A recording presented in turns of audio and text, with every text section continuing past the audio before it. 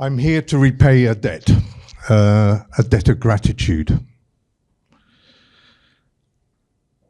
But to begin, I have to take you back to 1989. I was married with 4 children and living in the seaside town of Folkestone on the south coast of England. I was also a police detective. This earlier life was all about justice. Now it is about tackling injustice, intolerance, and inequality. I hate injustice. I hate it when people are denied the same opportunities as the rest of us enjoy simply because they can be bullied into compliance. Towards the end of 1989, I witnessed the extraordinary revolutions that were taking place, sweeping across Europe, ending with Romania and the hasty trial and execution of the Ceausescus. Although I was aware that there was a big historical event happening, Romania could have been a million miles away. Soon the media pictures turned from revolution to the thousands of Romanian children living in squalid state institutions. Shocked, I wanted to help. So I drove from the UK across Europe to Romania with a paediatric nurse. We'd borrowed a van and we'd filled it full of things that we thought would be needed, such as baby food, disposable diapers, clothes, toys, those sort of things. When we arrived in Bucharest, we met with some British nurses who invited us to work with them in an institution in Plătărești, in the county of Călăraș. They were working with children known as the irrecupables, those for whom nothing else could be done. Nothing prepared me in my life for that moment. The building was surrounded by a large wall. When I entered inside, the smell of excrement and vomit overwhelmed me. I heard children screaming hysterically. Other children were muttering excitedly in a language that was incomprehensible to the rest of us. The miserable room that I worked in contained 20 children aged 8 years. They were all half the size of my daughter, who was the same age.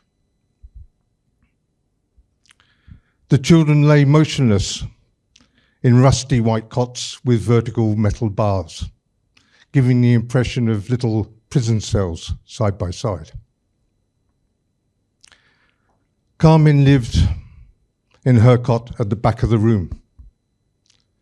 Her wrinkled and frail body looked like she was an 80-year-old woman trapped in a toddler's body. Carmen died the week after. Florentina occupied a cot on the other side of the room, a beautiful Roma girl with a mop of black curly hair. With enormous eyes, but almost blind. Claudia lived opposite Flori, another beautiful child who simply just lay in a cot staring at something the rest of us could not see. All the children had swollen stomachs, and I couldn't help likening them to the images of starving children in Africa. Like those children, flies congregated around the eyes and the mouths of the children, who seemed either to enjoy the sensations that they were giving them, the attention that they were being given, or simply too lethargic to brush them away. Meals were delivered in metal buckets. 20 babies' milk bottles with a bit of milk, some milk and crushed maize, covered with a cloth. It was more economical to feed these children with bottles than it was to give them solid food.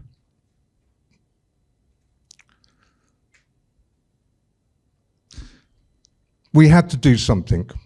This was crazy. We had to do something positive. So, against the director's wishes, we weaned the children onto solid food. The vomiting and the diarrhea ended. We took the children out of these cots. They were protesting. It was the only world they'd ever known. And we put them on the floor, and they began to interact with the other children around them. Some learned to walk, which opened up a vast world for them to explore.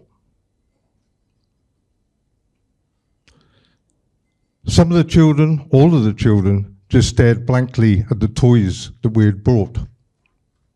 So we taught them how to play.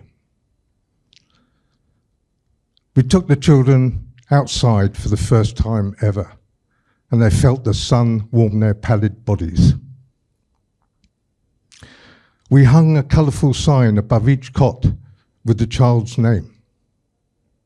We called the children by their names, and the children began to learn that they had an identity. Sanity at last was returning to one of the rooms at least. During 1990 and 1991, I visited Romania many times and worked with the children in Plătărești.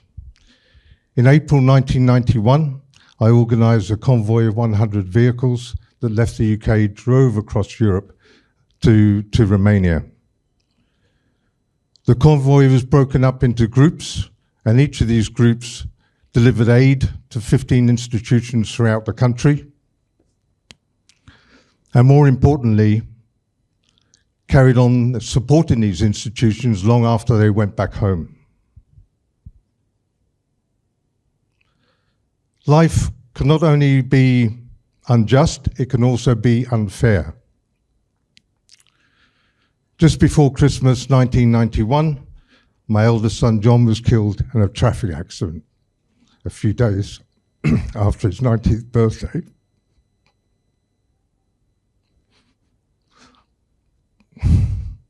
My life was in turmoil.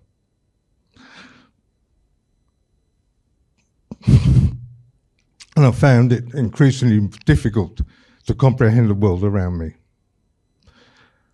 I decided I would try and run away from all the hurt, come to Bucharest with a British charity I'd set up to help the children in Plătărești. I hate intolerance. I hate it when people are denied the same opportunities that other people enjoy simply because they can be bullied and forgotten, because they are different. When I arrived in Bucharest with 3 other volunteers, British volunteers, we moved into a small apartment block which had been provided to us by the Ministry of the Interior to hold the project, to house the project. The building was identical to 7 others in the same area, and this area was known as Zabruț in Bucharest. With the worsening economic situation and poverty on the rise in Romania, these blocks soon attracted hundreds of desperately poor Roma families looking for a place to live. Although the area was a no-go area for the police and everybody else, I felt quite comfortable living there. I mixed easily with the locals in the cafes and the bars, and soon learned that I was being referred to as Englesul Nebun, the crazy Englishman. So, what we were going to do, the plan was that we were going to convert this building into large apartments where we could provide lifelong foster care to some of the children, 40 children from Plătărești. The project proved to be a nightmare. The Romanian government broke its promises. Despite refusing to pay bribes, officials continued to demand inducements for essential documents. Although we had resources and we were attracting skilled volunteers from all over the world to work on the building, work was slow because the authorities still hadn't rehoused many of the families that were living in the block when we took it over. We found it more difficult to raise money and material donations, and we found that less and less volunteers were volunteering to come over. So in the autumn of 1994, the project eventually collapsed. The British side of it collapsed. For me, my life was also buckling around me as well. Slowly at first, and then with increasing speed, until I found myself without a home, my life savings gone, and a painful divorce. Night and day often fused together as I lay in bed wallowing in self-pity and refusing to acknowledge a future. I had to face my demons, each one in turn.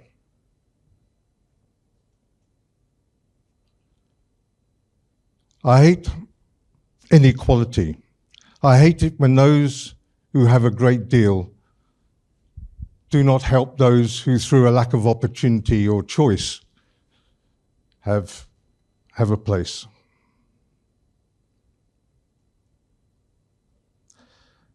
It was heartbreaking to give up on providing long-term foster care to the children from Plătărești. But if any good came from it, it was that we were able to reuse the block and make it into a resource centre. So we renamed the block from P1 to Joanne House originally. And what we did was make new Romanian partners, bring them together and help them to create projects in this building. So in a short 5 years, the building, the resource centre boasted a residential school for children with profound disabilities, a halfway house for young people leaving institutional care and equipping them with life skills, essential life skills, a computer training centre for adults with physical disabilities so that they could enter into the job market, and a socio-medical centre and kindergarten for the local Roma families living in the area. In the winter of 1997, the mayor for Bucharest asked me to open the first night shelter in the country since between the two world wars. I thought it strange because I had no experience with homelessness at all. So in those days, Google was in its infancy, or the internet was in its infancy. So I could hardly Google what's a night shelter. But I did know who I could ask for advice.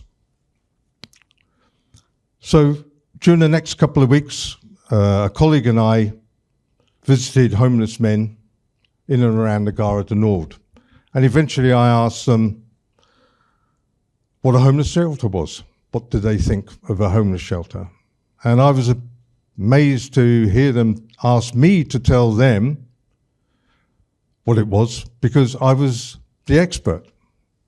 Well, okay, I even had a room to live in when I was in the ghetto, but I mean, these guys have got nothing. And I helped them understand and realize that through their experience and unique insights into living on the streets without shelter, they were actually the experts through lived experience. So together, they agreed what their night shelter would be, and we helped set it up. They helped with the renovation work. We equipped it with 20 beds and lockers for personal belongings. We created a kitchen for them, and we employed 2 homeless people to be the supervisors. I'll always remember that first night we opened. The dignitaries were horrified that I was entrusting the homeless shelter and its residents to 2 homeless people. They called me crazy, that word again, and warned me that everything would be stolen in the morning. Well, I found 20 very happy people, and for one, it had been the first time he had slept in a bed in 5.5 years. Another told me he was so comfy that he didn't want to lose it or waste it by sleeping. There were many dignitaries that visited the shelter, including Prince Charles, King Mihai, Queen Anna, Andrew Vorking, Vice President of the World Bank. So we had lots and lots of visitors. Slowly but surely, the demography of homelessness changed, and more homeless families were ending up on the street. And that's when Cassiana decided then to work with those particularly vulnerable people.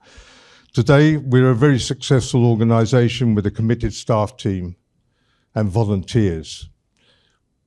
After a major refurbishment, we have 2 shelters now, 2 centres that provide safe temporary accommodation, a lot of comprehensive support to women and children experiencing domestic abuse and family homelessness. As for me, I've been on a journey that has taken me from the life of a police officer, helping to establish justice, to a life where I've witnessed much inequality, intolerance, and injustice. I found that the key to unlocking these 3 wrongs is opportunity. When we have the courage to show others another way, those that have been bullied into compliance, then we give them opportunity. When we look past what makes us different and invite people to participate, then we create opportunity. And when we give people the simple resources to move on with their lives, then we empower them to make opportunities for themselves. It's important, and I want to say a big thank you